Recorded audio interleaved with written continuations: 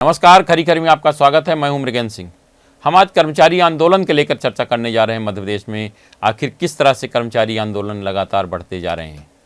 अभी कुछ दिनों पहले एक हाई कोर्ट के निर्देश का सरकार ने पालन नहीं किया, जिसमें ऐसा प्रोविज़न पीरियड में कर्मचारियों को पूरा वेतन नहीं देने का कमलनाथ सरकार के निर्णय का विरोध को लेकर हाई कोर्ट गए। हाई कोर्ट ने कर्मचारियों के पक्ष में फैसला दिया, लेकिन मध्य प्रदेश सरकार उसको मानने के लिए तैयार नहीं। उसको लेकर सरकार सुप्रीम कोर्ट जाने की तैयारी कर रही है, क्योंकि उसमें सरकार का लगभग 400 करोड़ रुपए का अतिरिक्त खर्च आ रहा है।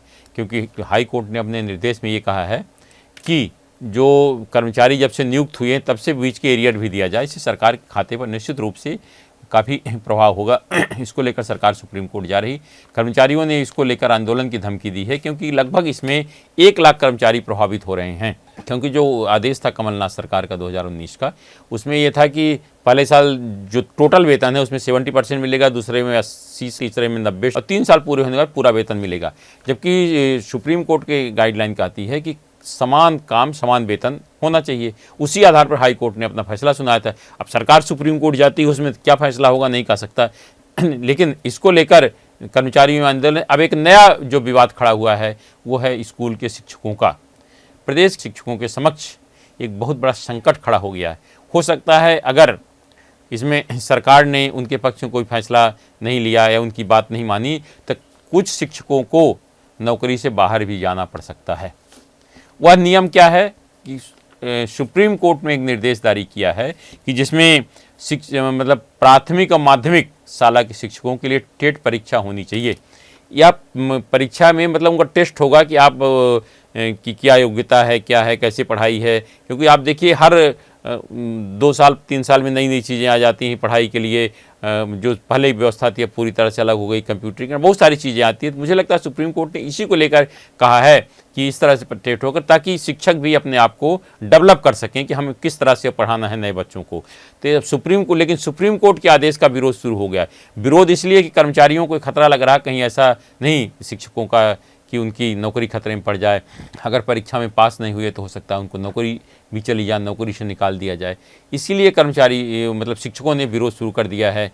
क्योंकि मध्य प्रदेश मतलब DPI मतलब संचालक स्कूल शिक्षा विभाग ने आदेश जारी कर दिया परीक्षा को लेकर। उन्होंने वो हवाला दिया सुप्रीम कोर्ट के आदेश का।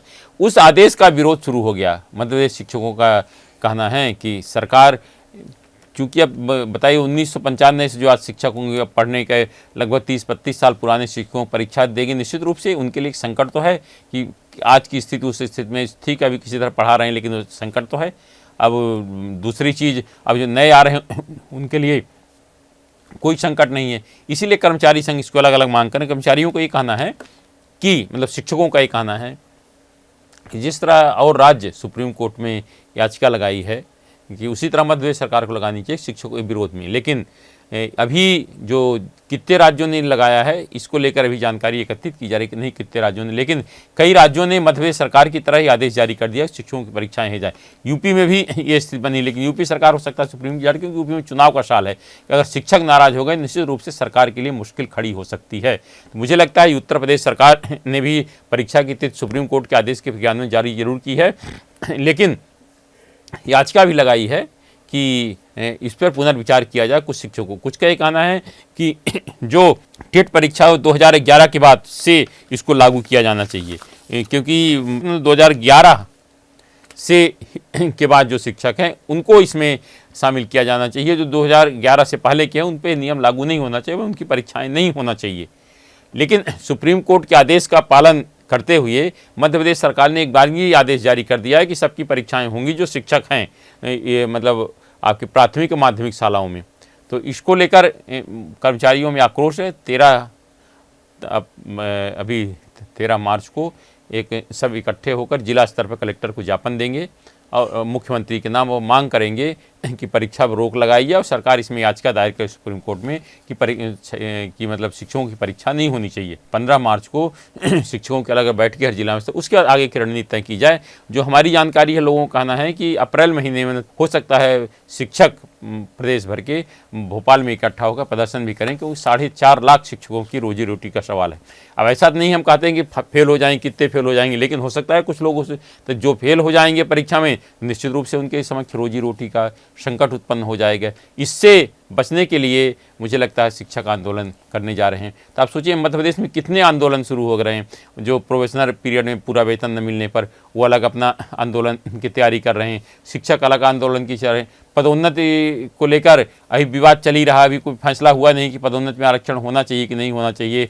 ये पिछले अगस्त महीने से, मतलब 5 अगस्त से, जब से मतलब ये मान के जुलाई से लेकर अभी तक एक भी प्रमोशन नहीं हुआ, उसका अलग चल रहा है। कर्मचारी के रिटायर हो गए बिना पदोन्नति की, वो एक अलग विवाद चल रहा है। मतलब मध्य प्रदेश में कर्मचारी आंदोलन की जो आग है धीरे धीरे काफ़ी तेज़ी से सुलग रही। सरकार को इसमें समय रहते गंभीरता से विचार करके कार्रवाई करनी चाहिए, नहीं तो कर्मचारी आंदोलन अगर व्यापक रूप लिए फिर सरकार के लिए निश्चित रूप से मुश्किल बढ़ सकती है, चाहे कोई भी कर्मचारी हो। क्योंकि सरकार की जो भी योजनाएं होती हैं उनका क्रियान्वयन कराना तो सरकार का कर्मचारियों का काम होता। कर्मचारी अगर काम नहीं करेंगे सरकार की योजना क्रियान्वयन कैसे होगा।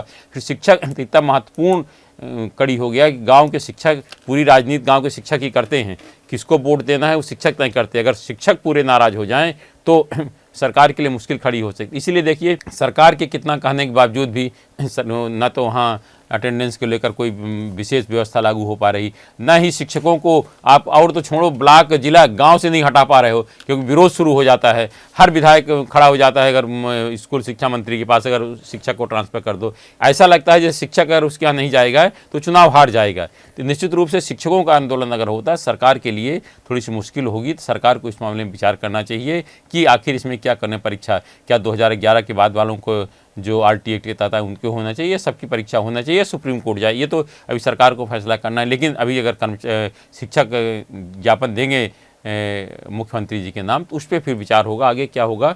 लेकिन शिक्षकों के समक्ष बड़ा संकट खड़ा हो गया है। अब इस मामले में शिक्षकों क्या कहना है कि उपेंद्र कौशल जो कि कार्यकारी प्रदेश अध्यक्ष हैं शासकीय शिक्षक संगठन, क्या कहा जरा सुन लीजिए। सुप्रीम कोर्ट ने वर्ष 2025 में, अभी सितंबर 2025 में एक RT एक्ट के तहत नियमों के हवाले के दे एक निर्णय दिया है कि पूरे प्रदेश में जब से RT एक्ट लागू हुआ है उसके बाद जो भी टीचर्स हैं उन सब की नियुक्ति उनको टेट परीक्षा TET है ना उत्तीर्ण करना अनिवार्य होगा। इसी परिप्रेक्ष्य में मध्य प्रदेश सरकार ने उसी सुप्रीम कोर्ट के निर्णय के परिप्रेक्ष्य में अभी DPI ने, लोक शिक्षण संचालनालय ने एक आदेश जारी किया कि प्रदेश के जितने भी प्राथमिक और माध्यमिक शिक्षक हैं उन सब की जुलाई और अपने अगस्त माह में एक TET टेस्ट की परीक्षा आयोजित की जाएगी। तो हमारा शासकीय शिक्षक संगठन का ये कहना है कि जो RT एक्ट लागू हुआ है वो 2011 से हुआ है। तो 2011 के बाद जब से लागू हुआ उसके बाद के जो भी अभी नियुक्तियां हो रही उनमें टेट परीक्षा आयोजित की जाए। लेकिन जो पूर्व से 20 से 25 साल कम से कम काम कर चुके हैं शिक्षक, अनुभवी हैं, उनके लिए इस तरह से परीक्षा आयोजित करना एक तरह से न्याय संगत नहीं है।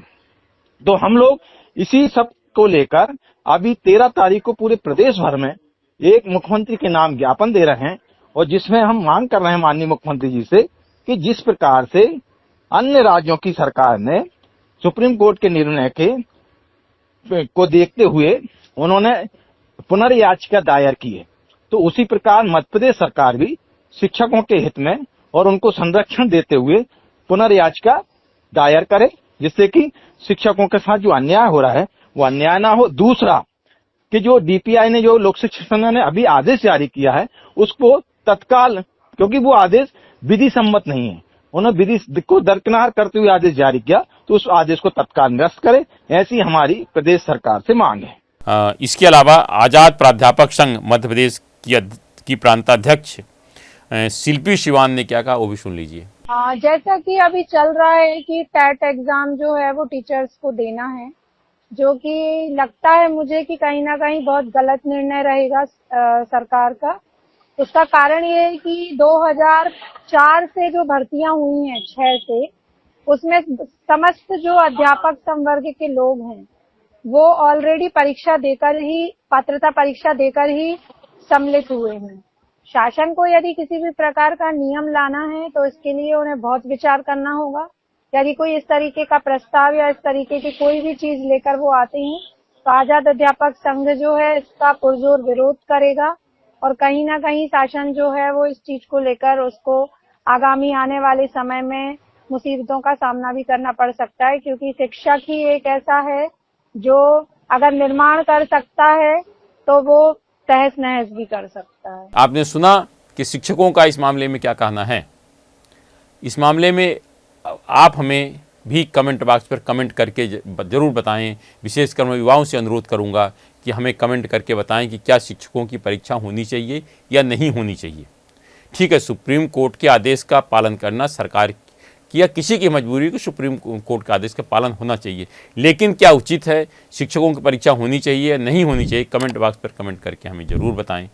आज सिर्फ इतना ही। इस तरह की खबरों जुड़े रहने के लिए हमारे चैनल पब्लिक वाणी को आप सब्सक्राइब करिए। आपके पास भी अगर कोई खबर है तो हमें ज़रूर बताएं, क्योंकि हमारा नाम है पब्लिक वाणी।